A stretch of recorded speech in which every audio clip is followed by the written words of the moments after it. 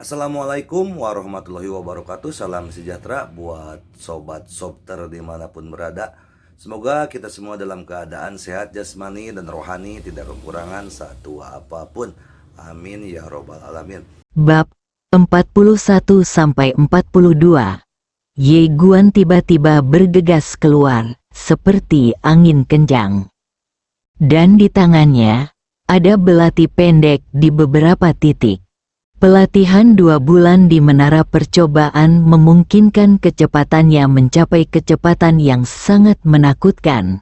Bahkan monster tingkat surga tidak dapat lepas dari kecepatannya. Dan secara alami mustahil monster di depannya ini bisa lepas dari kecepatannya. Saat Ye Guan bergegas keluar, tenggorokan monster itu terbelah, dan aliran darah muncrat. Seekor monster jatuh. Saat berikutnya, Ye Guan sudah bergegas ke kelompok monster-monster, dan kemudian monster lain jatuh. Ye Guan seperti hantu terus-menerus melintas di sekelompok monster, dan bahkan orang-orangnya tidak dapat melihat monster itu dengan jelas. Di lapangan, teriakan terus bergema. Selain itu, manusia monster yang tergeletak di tanah tercengang saat melihat pemandangan ini. Astaga! Saat ini dia tahu bahwa dia telah ditipu. Informasi yang diberikan pihak lain kepadanya sama sekali tidak akurat. Pria ini sama sekali bukan pengendali langit biasa. Ditipu, jantung manusia monster itu berdarah. Dan di kejauhan, satu monster-monster jatuh satu demi satu. Melihat adegan ini, manusia monster itu berkata dengan cepat, "Berhenti, ini salah paham." Pada saat ini, Nalanjia tiba-tiba berjalan ke arahnya, lalu menginjak mulutnya. "Diam, jangan ganggu dia. Biarkan dia membunuh. Aku suka melihatnya membunuh." Manusia monster. Di kejauhan, monster itu jatuh semakin cepat, dan dalam sekejap mata, sudah ada lebih banyak orang, ratusan monster jatuh. Dan pada saat ini, monster-monster itu akhirnya ketakutan. Karena mereka telah bertarung begitu lama, mereka bahkan tidak bisa menyentuh bayangan manusia di depan mereka. Keunggulan mereka adalah kekuatan dan pertahanan fisik. Mereka benar-benar tidak bagus dalam kecepatan seperti itu. Pada saat ini, monster pertama yang tidak jauh dari sana tiba-tiba melirik ke arah manusia monster yang tergeletak di tanah di kejauhan, dan meraung, "Raja sudah mati, mundur." Mata manusia monster itu terbelah. Dan dia meraung, "Sialan, aku belum mati, aku belum mati." Namun, monster-monster itu tidak mempedulikannya sama sekali, dan berbalik dan lari tanpa jejak. Ye Guan berhenti. Saat ini, dia merasa sangat panas, dan dia menemukan bahwa pisau di tangannya memancarkan cahaya merah samar. Ye Guan gemetar di dalam hatinya, "Tuan Ta, mengapa aku merasa darahku bergerak?" Setelah hening beberapa saat, Xiao Ta berkata, "Ilusi, kamu pasti gila." Ekspresi Ye Guan membeku. Xiao Ta melanjutkan, "Ini pertama kalinya kamu membunuh seperti ini. Kamu akan bersemangat, itu normal. Istirahat saja nanti." Di menara kecil itu tiba-tiba menghela nafas lega. Untungnya, garis keturunan orang ini belum terbangun di sini. Jika tidak, dengan kekuatan Anda dan saya, tidak ada cara untuk menekan garis keturunannya. Dengan suara yang dalam, "Kamu harus mengajarinya, jadilah orang baik." Xiao Ta berkata, "Orang yang baik, jika dia tidak membunuhnya, saya tidak akan melakukannya. Tapi kami tidak ingin dia menjadi orang baik, seorang pengecut." Pada titik ini, Ia berhenti dan kemudian berkata, jika ini adalah kakeknya, semua monster di pegunungan ini akan dibantai. Suara misterius itu berkata dengan suara yang dalam, apakah itu ayahnya? Setelah Xiaota terdiam beberapa saat, dia berkata, itu tergantung situasinya. Setidaknya, sama seperti dia, pembunuhan akan berakhir sekarang, pada tingkat yang paling serius.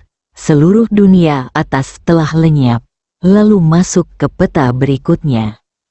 Suara misterius itu berkata, Ye Guan berjalan perlahan ke arah manusia monster itu. Manusia monster itu tampak ketakutan dan hendak berbicara. Ye Guan tiba-tiba berkata, Sekte Suantianlah yang bertanya kamu akan membunuhku dan aku. Xiao Jia. Pria monster itu menatap Ye Guan. Bagaimana kamu tahu? Ye Guan berkata dengan tenang, kami memiliki dendam terhadap mereka sejak kami datang ke dunia atas. Siapa lagi bisakah kita memilikinya selain mereka? Pria itu berkata dengan sungguh-sungguh, aku punya banyak harta. Jika kamu tidak membunuhku, harta itu akan menjadi milikmu. Ye Guan tiba-tiba menggorok leher pria monster itu dengan pisau. Tertawa, aliran darah berceceran. Mata pria monster itu melebar dan dia mati karena marah. Ye Guan mengambil cincin manusia monster itu dan berkata, jika aku membunuhmu, hartamu akan menjadi milikku juga. Manusia monster itu berkata, Ye Guan melirik cincin itu dan tertegun. Di dalam ring, ada 2 ramuan dalam untuk monster tingkat surga dan 60.000 kristal emas.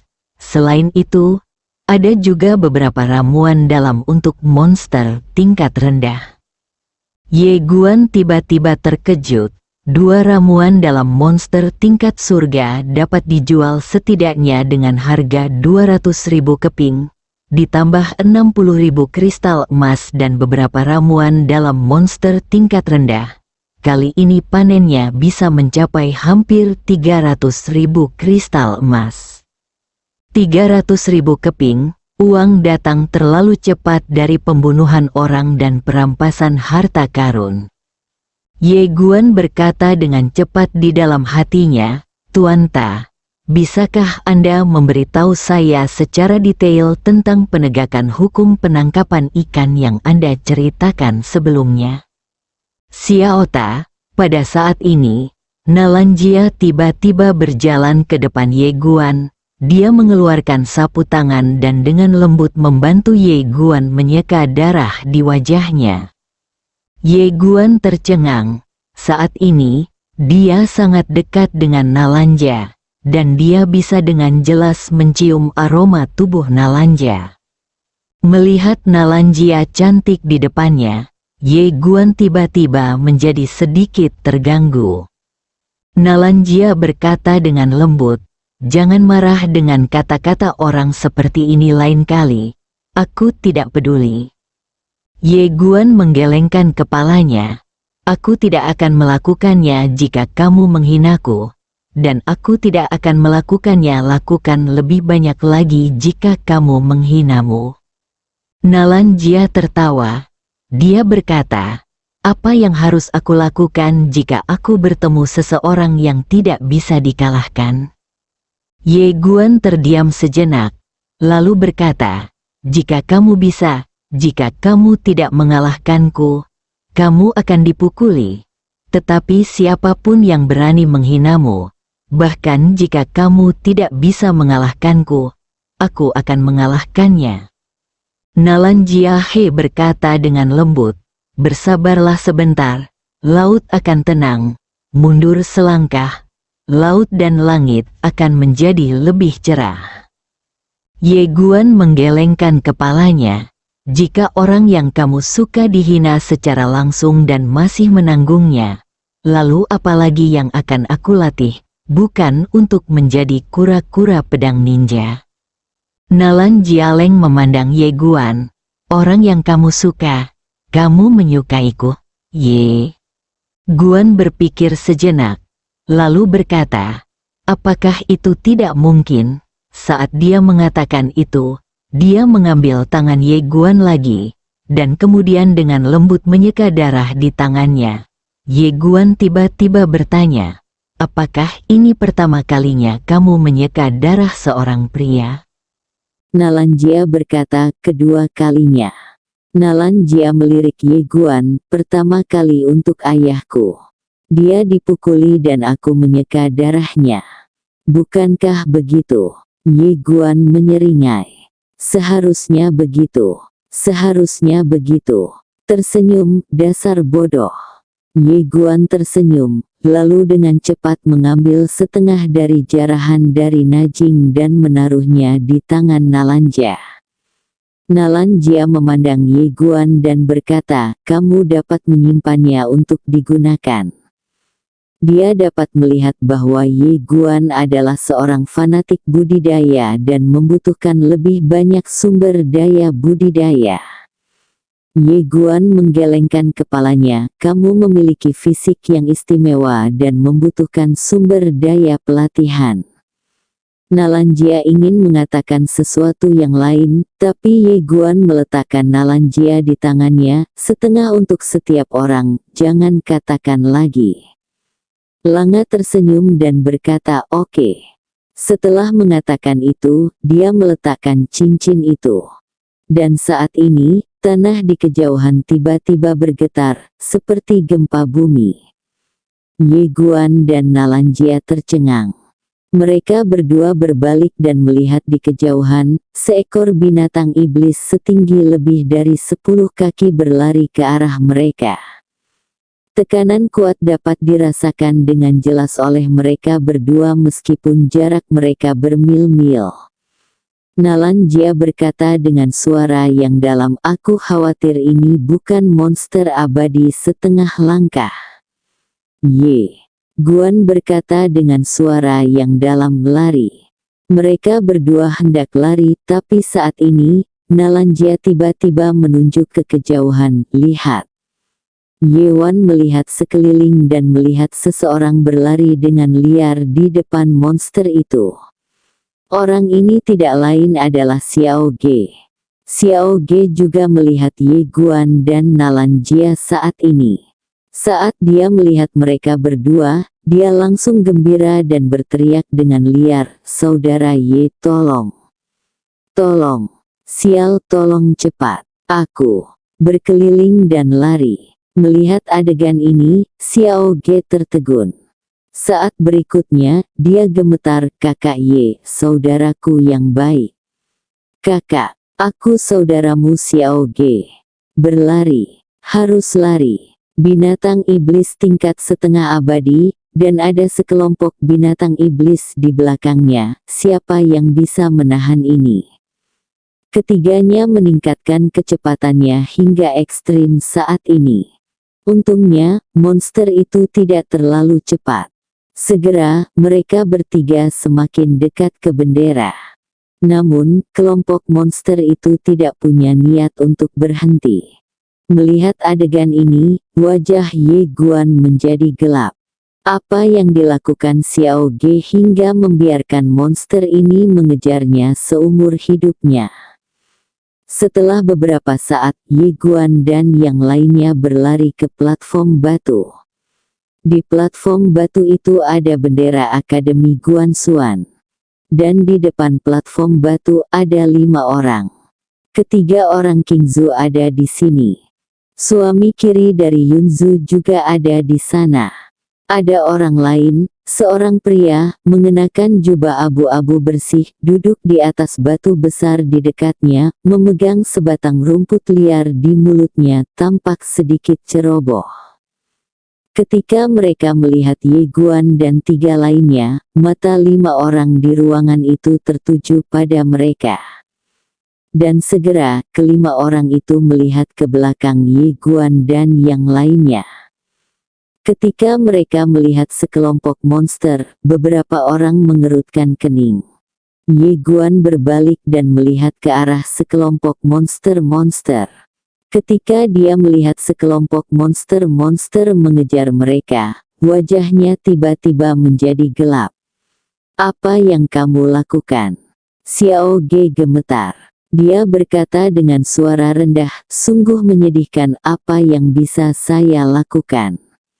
Ini sangat mesum, bagaimana saya bisa melakukan apapun terhadapnya?"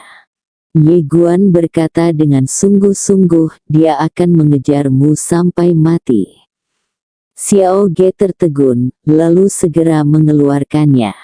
Dia mengambil sebutir telur, lalu berkata, "Aku mengambil sebutir telur." Saat dia berkata, dia berkedip, lalu berkata, "Itu bukan miliknya." Ye Guan terdiam. "Bagaimana menurutmu?" Ekspresi semua orang tiba-tiba menjadi sedikit aneh. Jelas sekali, mereka semua berpikir sedikit salah.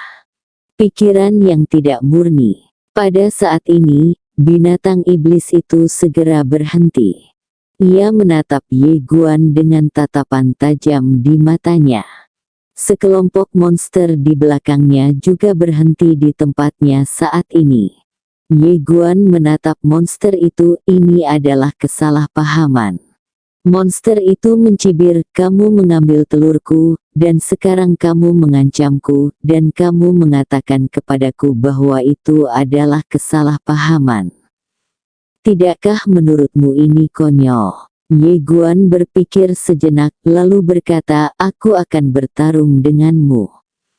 Jika aku menang, lupakan masalah ini." Monster itu menatap Ye Guan, "Tidak bisakah kamu menang? Jika kamu tidak bisa menang, kamu akan tamat." Monster itu berkata, "Manusia, kamu menantangku.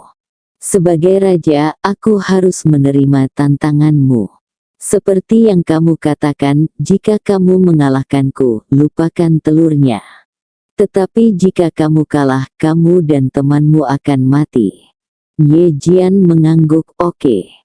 Monster itu melambaikan tangannya, dan kelompok monster kecil di belakangnya segera mundur. Xiao Ge tiba-tiba berkata, "Saudara Ye, bagaimana kalau saya datang?" Ye Guan memandang Xiao Ge dan berkata sambil tersenyum, "Saya percaya pada kekuatan Anda, tetapi saya baru saja dipromosikan dan saya sedang mencari kesempatan untuk berlatih. Keahlianku. Kesempatan ini adalah berikan padaku." Xiao Ge ragu-ragu dan mengangguk, "Oke." Ye Guan berjalan menuju monster itu. Xiao Ge melirik Ye Guan dengan ekspresi rumit. Dia tahu bahwa Ye Guan mengatakan apa yang dia katakan untuk menjaga harga dirinya. Faktanya, dia benar-benar tidak yakin menghadapi monster ini. Monster ini setengah langkah menuju alam abadi. Tingkat keabadian setengah langkah setara dengan orang kuat di atas alam kendali udara manusia. Terlebih lagi, kekuatan tempur monster-monster ini jauh melebihi manusia pada level yang sama. Kemampuan bertahannya terlalu abnormal. Di mata semua orang, Ye Guan menghampiri monster itu dan berkata, "Yang mulia, karena Anda sangat kuat, saya dapat melakukan apapun selanjutnya. Mohon maafkan saya jika saya telah menyinggung Anda." Terserah kamu, Ye Guan tiba-tiba menghilang. Saat berikutnya, dia muncul di depan monster itu seperti hantu, dan kemudian menendang selangkangan monster itu. Ekspresi semua orang membeku. Ye Guan sangat cepat sehingga sebelum monster itu bereaksi, dia ditendang di selangkangan oleh Ye Guan. Ledakan, saat suara teredam bergema, mata monster itu melebar dan mundur dengan keras. Dalam proses mundur, dia meninju di depannya dengan keras. Ledakan, namun, pukulan ini langsung mengenai udara. Namun, lubang besar sedalam beberapa kaki langsung menghantam tanah. Saat ini, Ye Guan telah muncul di belakang monster itu, dan kemudian dia menendang selangkangan monster itu lagi. Ledakan, saat suara teredam bergema, mata monster itu tiba-tiba menyusut, dan tangannya langsung menutupi selangkangannya. Pada saat ini, Ye Guan tiba-tiba muncul di atas kepala monster itu, dan kemudian, sebuah belati menempel di tenggorokan monster itu. Melihat pemandangan ini, ekspresi beberapa orang yang hadir menjadi khusyuk. Kecepatan, tak satu pun dari mereka mengira Ye Guan bisa secepat itu. Pria berpakaian abu-abu itu menatap Ye Guan, tidak tahu apa yang dia pikirkan. Zuo Fu melirik Ye Guan dan perlahan menutup matanya, sungguh kejahatan. Di sisi lain King Zhu, Mu Yunhan melirik Ye Guan, nakal. Ao Han menggelengkan kepalanya, menghadapi pria dengan kekuatan pertahanan yang luar biasa. Monster, metode ini yang paling efektif. Saat dia mengatakan itu, dia melihat ke arah Mu Yunhan. Apakah pedangmu lebih cepat, atau kecepatannya? Mu Yunhan terdiam sejenak dan berkata, kamu tidak bisa membunuhnya. Dengan satu pedang, aku kalah. Mendengar ini, ekspresi Ao Suan menjadi serius. Jika aku menantangnya, jika dia tidak melawanku dengan keras, aku tidak akan bisa mengalahkannya. Saat dia mengatakan ini, dia memandang Ye Guan di kejauhan. Saya tidak pernah berpikir bahwa seorang jenius seperti itu akan muncul di Nanzhou, yang selalu berada di bawah.